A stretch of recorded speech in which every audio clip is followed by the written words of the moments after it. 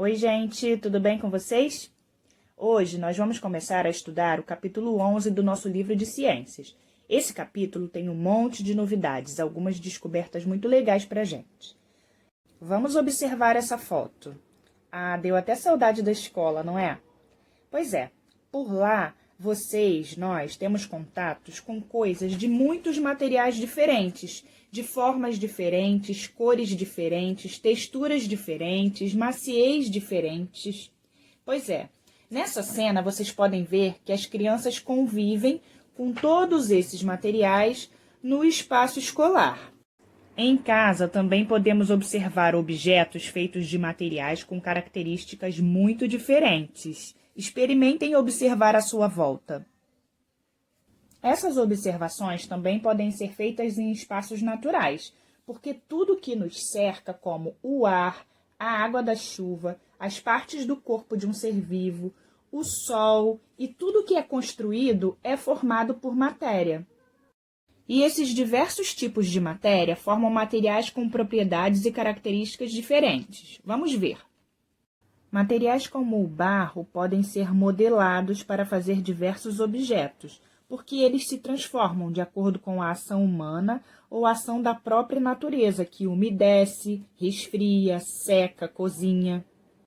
A madeira é um material rígido, mas que pode ser cortado e usado para fabricar móveis, brinquedos e muitos outros objetos.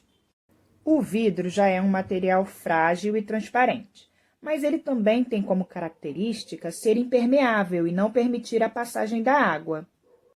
Os diamantes, além de lindos, são transparentes e muito duros. O ferro e outros metais como o ouro são materiais bastante resistentes e quase tão duros como os diamantes, mas podem ser derretidos e usados para fazer tubos, chapas, vergalhões. O algodão é extraído da natureza assim, bem branquinho e muito macio, mas ele pode ser tingido e ficar colorido, como o plástico. O plástico também é um material impermeável e bem mais resistente do que o vidro. Por ser um material flexível, pode ser utilizado para fabricar várias coisas, móveis, brinquedos, embalagens. As rochas já são um material bastante rígido, mas elas podem ser transformadas pela ação do homem ou da natureza e quebrada em pedacinhos menores. Nossa, quanta matéria e quantos materiais com características diferentes, não é? No nosso dia a dia, usamos, por exemplo, o lápis, que é feito de madeira. Também usamos a caneta, que é feita de plástico. Copos podem ser feitos de metal ou de vidro. Móveis de madeira, blusas de algodão, casacos de lã, muita coisa, não é? Vamos continuar aprendendo um pouquinho mais sobre a matéria.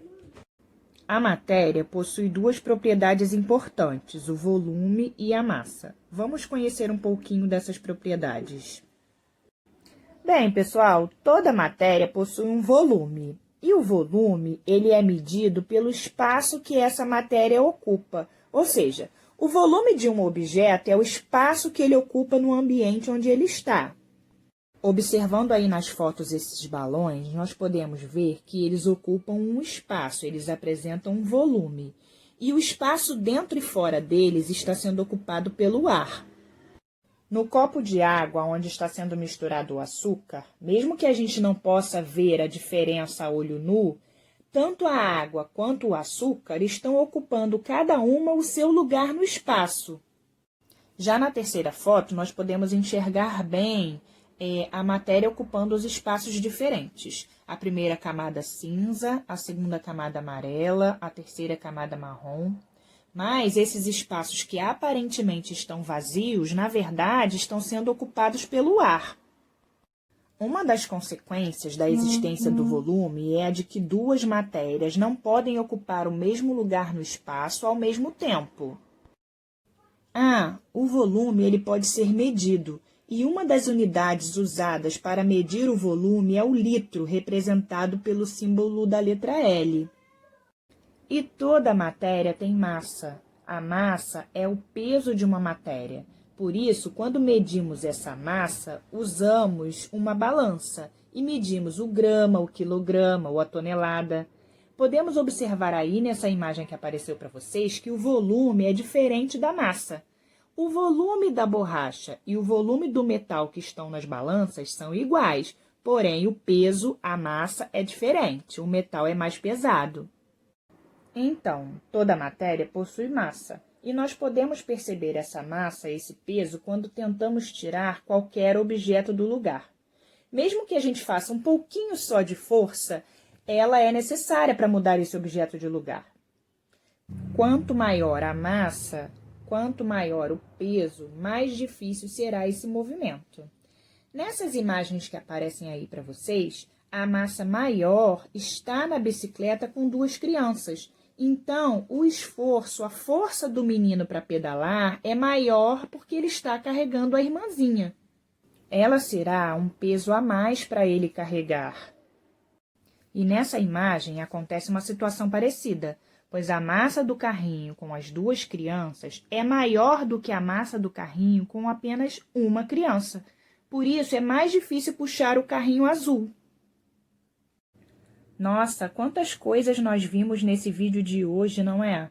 Começamos com essa imagem que deu até saudade da nossa escola. E aprendemos sobre as diferentes matérias e materiais que compõem o meio ambiente. Também aprendemos a diferença entre volume e massa.